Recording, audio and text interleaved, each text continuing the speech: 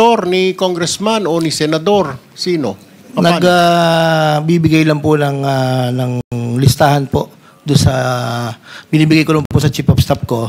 Ito yung designated na gusto nila. Ilan po yun. Okay. Tama rin po ba na para kunwari mayroon ka talagang bidding, masunod lang para hindi masilip ng COA, kailangan may sumali na 3 at 4 pa na contractor. Pero knowing in advance, kailangan manalo na yung contractor ng politiko na yon. Yes, Sir Honor. Yung mga contractor po na designated, they're the one who will talk to the coordinator po ng mga contractors po, Your Honor. So, yung bidding po na nagaganap ay bidding-biddingan na lang kung tawagin. Most probably, Your Honor. Alright. Okay. Another question po sa kay... With the permission of Senator Go ahead. Kiko, and just on that point, Senator Kiko, sa page 18 kasi nung affidavit ni Ginoong Bernardo, nakalagay dito, number 141. In compliance with his order, I forwarded the list to Sec Bonoan. He told me that Undersecretary for Planning shall facilitate and ensure the inclusion of these projects in the NEP. So sinama pa lamang sa NEP, tapos 142, Engineer Alcantara gave 10% of the value of the project. Ibig sabihin, wala pa yung proyekto sa baba. Nasa NEP pa lang, may 10% na. Normally, ganun po, Your Honor, after the listing of the NEP. Saan galing yung pera? Sa mga contractor po na gustong mag-take ng risk po. Yan ang nga ibig kong sabihin kanina, di ba? May advance na. Kaya yung sinasabi mo na wala kang alam, hindi mo alam, sila nag-uusap, doon pa lang, tama si Senator Pangilinan, may advance na. Sama dito sa statement na binigay na affidavit ni Engineer Bernardo, may advance. Your Honor, i-differentiate ko lang po if you may. Yung pong binabanggit po ni Senator Pangilinan, yun po yung mga special fund po, hindi po yun yung allocable ng congressman, Your Honor. Doon po sa allocable ng congressman, wala pong ganon. Yun lang pong mga special funds na coming from whether, hindi ko po alam kung whether kay Secretary or kay Yusek Cabral or sa House man po, kung saan po. Dalawa po kasi yan, sir, isang allocable po. Yun po yung fixed allocable na naka-allocate po sa district representative. Yun po yung sinasabi ko, sir, na wala pong advance, wala po kaming knowledge. So, yung mga special release po, special request po sa department na bumababa rin po sa NEP, that is not part of the allocable of the district representative. Yun po yung merong ganun po, Your Honor. Alright, quickly na lang. Okay, before I move to Yusek Bisnar ng DPWH. 3 beses ka nabanggit dito sa affidavit ni Engineer Bernardo. Sa line 19, line 21, line 24. Tama po ba ito? Itong sinasabi na 3rd quarter 2024, I asked District Engineer Alcantara to prepare a list. Tapos sa line 21, 1.5 billion submitted by Engineer Alcantara.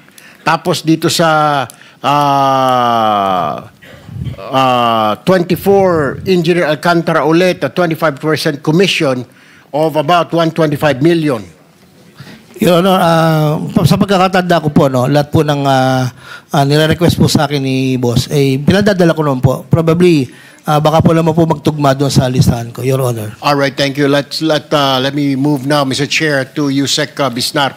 Meron pong akong balita na natatanggap na merong ikang move na yung mga dokumento incriminating ranking officials, politiko, minamagic o nawawala sa mga sunog. Tama po ba? Ano na ho nangyayari sa investigasyon na ito? Your Honor, if you're referring po dun sa nasunog sa Bureau of Research and Standards, na-confirm na po dun na wala pong project documents or bidding documents na naapektuhan. Regarding po yung status naman po ng mga documents sa iba't ibang regional and district offices po ng DPWH, ginawa po ni Secretary Vince na ang lahat para ma-secure po ang mga ito. Isa po sa naunang memo po niya pag upo po niya noong September, ay digitize ang mga documents at ipasecure sa mga regional and district officials, Your Honor. Did you take a second look dito sa DPWH Bureau of Research and Standards Building sa Nia Road? Kasi po, sir, totoo ba ang balita na natanggap po sa aking informante na yung DPWH BRS Building na sinasabi nyo na wala mga records, ito po ay dating tanggapan ng ex-wife po ni Engineer Bryce Hernandez na si Engineer Mel Clarice Santo Domingo. Did you look at that angle? Titingnan po namin, Titingnan pa Your lang po Honor. ninyo. Hindi po- Narinig po namin yung information na Alright. yung former wife po ni Engineer Hernandez ay doon po naka-assign Okay. bago po siya nag-submit ng resignation. Pero wala pa pong confirmation kung meron po ba siyang hawak na mga documents pertaining po sa mga flood control and other infra projects, Your Okay, Honor. pakitignan lang po, ano po, Yusek Bisnar, ano po, kasi, well, actually, may mga duda ang ilang mga kababayan natin. I just read this in the newspaper also.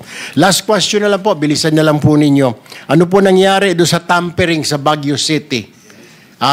Yung pinasok po yung opisina ninyo sa Baguio City, destruction of documents sa Baguio City District Engineering Office. Bakit daw po? Tinanong nyo na ba yung tao? Bakit sinira? Bakit sino ba yung sa dokumento na yan? Opisyal ba yung sa dokumento na yan? Mambabatas na naman ba yan? Did you ask? Ano ho nangyari? Ilang buwan na ho yan? What's your report? Kukunin ko po yung huling report po doon.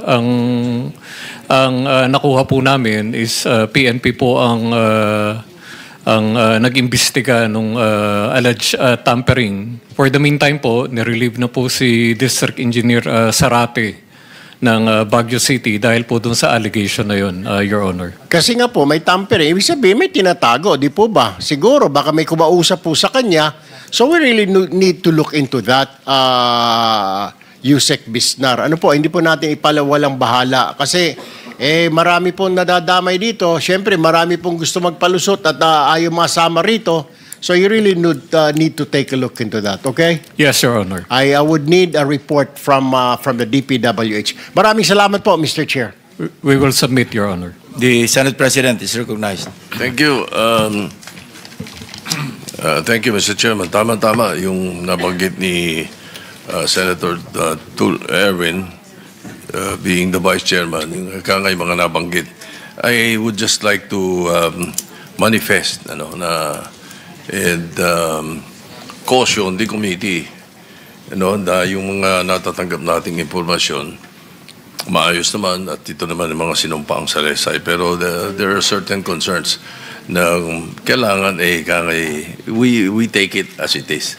Like for example, pagbanggit ng staff ni ganon, hindi siya, yung staff niya. Diba? For example, yung kay Senator Grace po, staff ni Grace po yung kausap, hindi si Grace po. Okay, and then also, doon sa percentage supposed to be for Senator Mark, sabi, presumably for. Hindi rin sinabi sa affidavit na sa kanya, di ba? Okay. Anyway, just the manifestation for the consumption of the committee pag ina-analyze natin itong mga nakukuha natin mga affidavits at sa mga sworn statements. Now, my real question actually was directed to the former hearing we had during the time that Senator Marcoleta was the chairman of the Committee on Blue Ribbon. Naalala ko lang kasi na hiningi natin yung ledger from Mr. and Mrs. Diskaya, the ledger na hawak nila. As a matter of fact, there is a subpoena, duces tecum issued. So, did you submit it already or can we have it? Your Honor, nakakulong po ako sa detention. Katunayan nga po sa ICI po nung nakaraan ay humingi po kami ng for law yata ang tawag doon na mahanap ko po sana yung mga ledger na yon. So, hindi rin po sila gumawa ng sulat sa Senate po, yung ICI.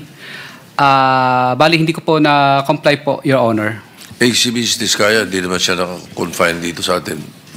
Wala po siyang Your Honor, wala po siyang idea dun sa mga, ano po. Kasi ako po ang may katransaction po dun sa ibang politician po.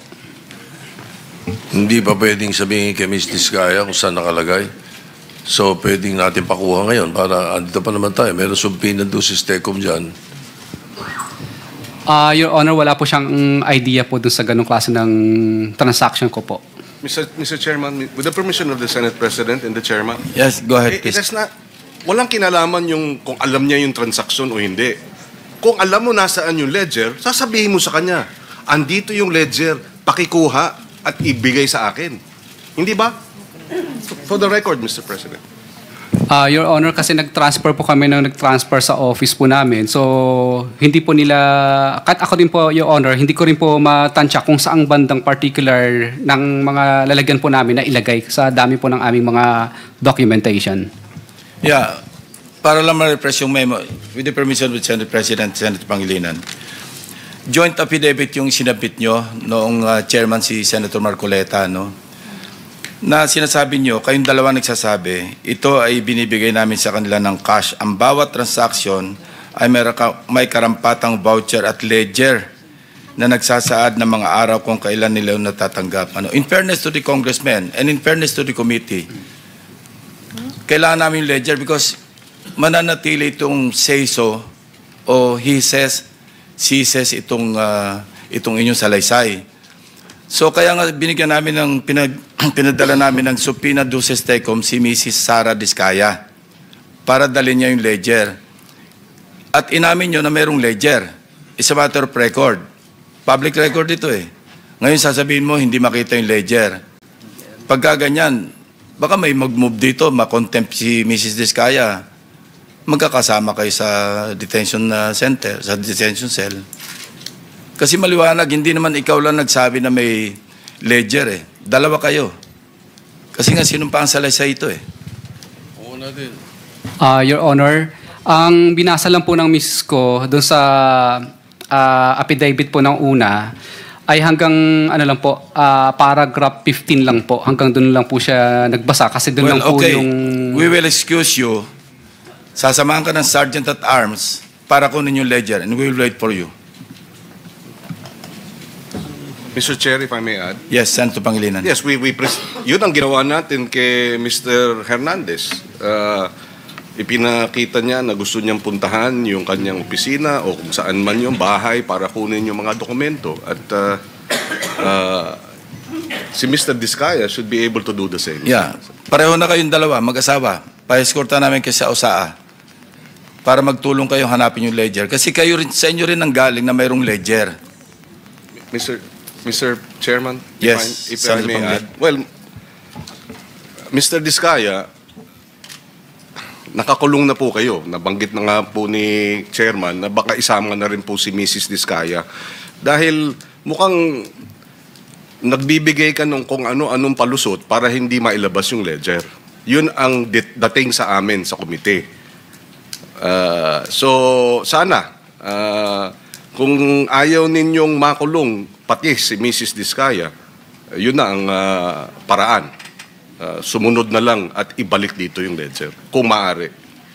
Mr. Chair, with the permission of the Senate President. Yes, Yes, I just wanted to find out what happened to the ledger. So I give up on my time, Mr. Chairman. Mr. Chair, I share the concern of the Senate President na ni-reiterate ni Senator Pangilinan, ni-reiterate din ng Chairman. At ngayon, kaya nila sinabi na i-excuse kayo, Ms. Diskaya, para kunin yung ledger na yan. I just wish to reiterate, Mr. Chair, na sa pagkuha at pagsumite nila ng ledger sa ating komite, kasama po explicitly yung listahan ng mga proyekto nila mula 2016 hanggang 2022 na hiningi ko po nung nakaraang hearing. Top contractor po, Mr. Chair, mga kasama ang St. Gerard Corporation or Construction sa dating administrasyon. Pero ang sinumite nila, yung mga proyekto lamang kasama ang DPWH para sa Alpha and Omega lamang. Hindi rin po sinumite yung mga proyekto na sakop ng mga joint venture agreements, yung mga JVAs, kasama yung iba pang mga contractors. And that kind of sanitized list, Mr. Chair, would give us nothing. Lalong papatunayan lamang ng mag-asawang Diskaya na hindi sila nakikiisa sa Blue Ribbon Committee na mapanagot at maparusahan yung mga dapat managot at maparusahan.